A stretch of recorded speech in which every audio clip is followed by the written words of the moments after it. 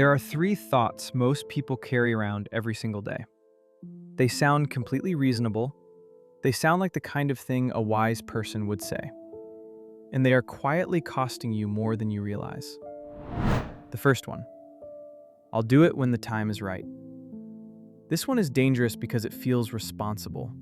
It feels like patience, like you're being smart instead of rushing in. But what it actually is a way to never have to find out. Because the right time never fully arrives. There's always one more thing to sort out first, one more reason to wait a little longer.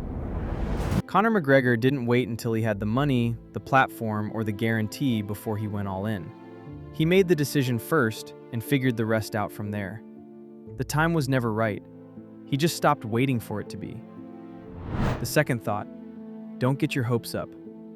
This one gets passed around like it's protecting you. Like staying low means you can't get hurt.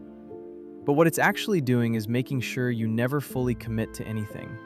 Because if you don't fully believe in it, you have an exit ready. You were never really trying. And that half commitment is exactly why most things don't work out. Not because the goal was wrong, but because you never actually went all in on it. Hope isn't naive. Hope is what makes full effort possible. And the last one: stay in your lane. Sounds humble. Sounds focused. What it actually does is keep you inside a box someone else drew for you. Virgil Abloh was told to stay in his lane his entire career. He was a DJ, an architect, a creative director. None of it made sense to the people around him. He ignored all of it and ended up becoming the artistic director of Louis Vuitton.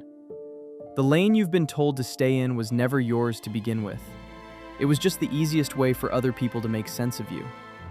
These three thoughts don't feel like they're holding you back. That's exactly why they work so well. The moment you stop treating them as wisdom and start seeing them as excuses, everything starts to look different.